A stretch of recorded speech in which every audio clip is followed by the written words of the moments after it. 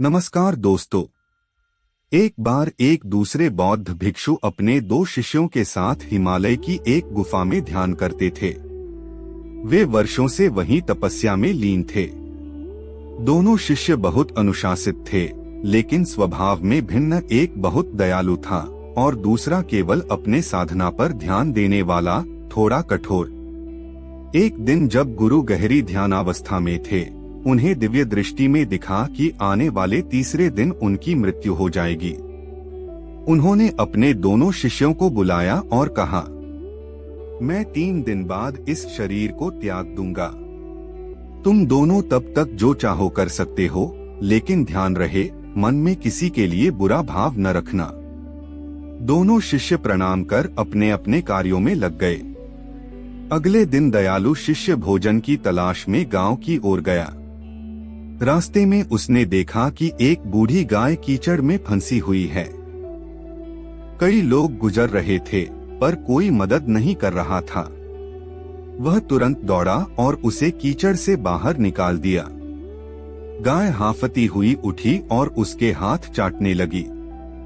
शिष्य मुस्कुरा उठा और अपने रास्ते आगे बढ़ गया।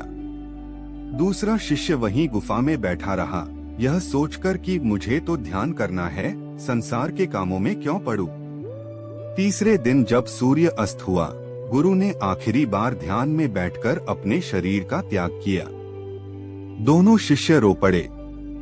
उन्होंने अपने गुरु के पार्थिव शरीर का अंतिम संस्कार किया और फिर अलग अलग दिशाओं में निकल गए। कुछ वर्षों बाद वही दयालु शिष्य एक प्रसिद्ध ज्ञानी बन गया। लोग कहते थे कि उसके हाथ में उपचार की शक्ति है, वह बीमारों को छूकर ठीक कर देता है।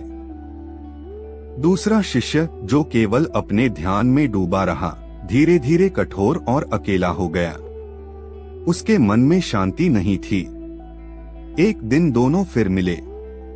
कठोर शिष्य ने पूछा, भाई, हम दोनों ने एक ही गुरु से शिक्षा ली थी, फिर भी तुम्हारे जीवन में इतना सुख और मेरा जीवन इतना कष्टमय क्यों है? दयालु शिष्य मुस्कुराया और बोला, क्योंकि मैंने वही किया जो गुरु ने कहा था, मन में किसी के लिए बुरा भाव नहीं रखा। उस दिन जब मैंने उस गाय की मदद की थी, शायद वही कर्म लौटकर मेरी हर पीड़ा को धो गया। यह सुनकर दूसरे शिष्य की आंखों में आंसू आ गए। उसने कहा, अब समझा, ध्यान केवल आंखें बंद करना नहीं है, बल्कि हृदय खोलना भी है।